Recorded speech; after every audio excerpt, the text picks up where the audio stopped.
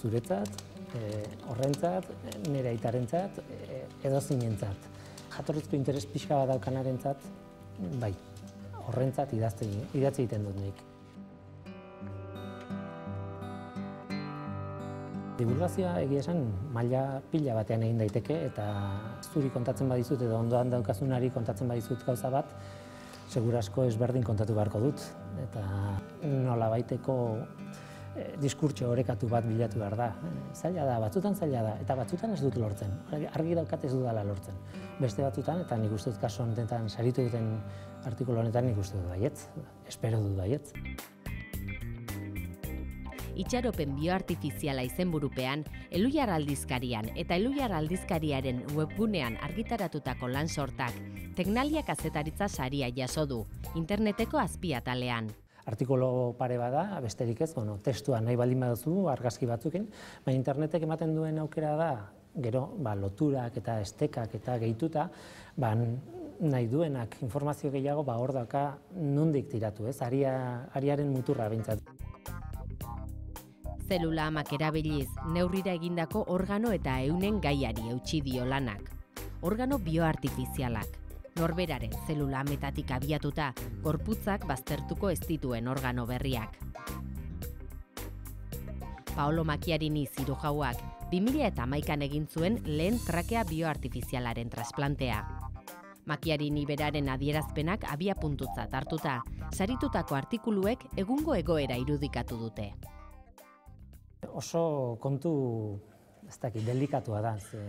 Zelula amak batetik badira, itxaropen handia dira, mirari badia, marabillosoak. Bestetik, behin hori onartu dugula eta lanean hasi garela horrekin konturatu gara benetan zelula amek badituztela hainbat muga. Eta gaur egun ezin da esan, eta espreski horrela aipatu ziaten elkarrizketatu nituenak, ezin da esan mirari bat direnik. Orduan kontua zen pixkat zaila alde hortatik. Itxaropen handiak sortzen ditu, eragiten ditu, bestetik muga handiak daude, eta hori dena esan behar da, ezin du oso amarillista izan diskursoa, izan behar da zuhurra. Zientzia eta teknologia gaiak ardatz hartuta, 3 hamarkadatik gora daramatza Elhuyar aldizkariak, nazioarteko eta Euskal Herriko zientzia gai nagusiak euskaraz artikuluetan islatzen. Paperean izan ezik, interneten ere argitaratzen ditu lan horiek. Duela urtebete inguru berritu eta egokitu zuten Elhuyar aldizkariaren webgunea, eta bertan argitaratu zen saritutako artikulua. Bata zein bestea, talde lanaren ondorio dira. Une honetan erredakzio taldea 4 pertsonek osatzen dute, guztiak ere zientzia gaietan adituak.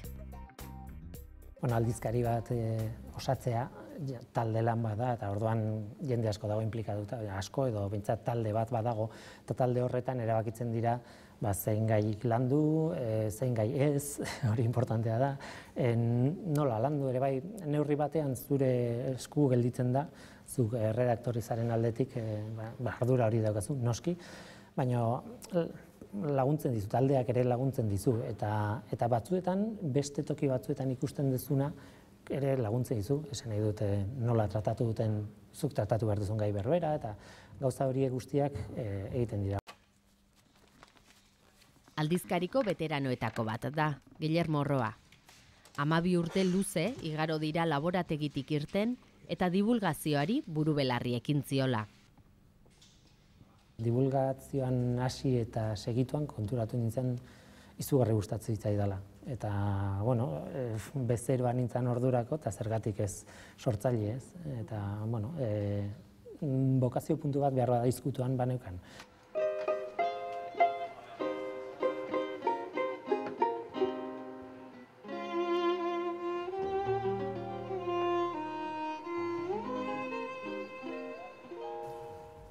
Hemen egiten dugu Norteko Ferrokarrila saioa. Guazen barrura. Ikusi alduzue inoiz legatz bat marraztuta. Arrendegian bertan izaten diren karteletan. Ordenagailu aurrean idazten ez ezik, mikroaren aurrean ere aritzen da kimikaria. Norteko Ferrokarrila irratsaioa zuzentzen du. Astero ordu betez, zientzia izaten da protagonista uinetan. Irratsaio honek 17 urte daramatza irratian, eta Elhuyar Fundazioak eta Euskadi Irratiak elkarlanean ekoitzia da. Oso kuriosoa da, esatari askok esaten dute, irratiak baduela magia moduko bat eta engantxatu egiten dula, medio bezala badala gauza berezi bat, ez? Usten dit askatasun oso handia gauza asko kontatzeko eta oso modu atseginean kontatzeko, oso gustora nago kontatzen. Orduan, irratiko abentura izan da oso polita, niretzat mundu berri bat aurkitu dut.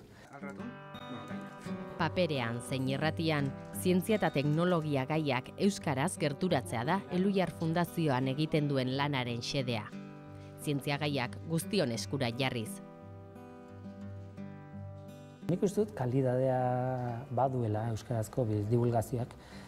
Muga handia ere bai, divulgazioaren parte bat noski da zabaltzea eta alde hortatik mugatuta gaude. Bestetik, gauza estatistikoa da nahi baldin baduzu.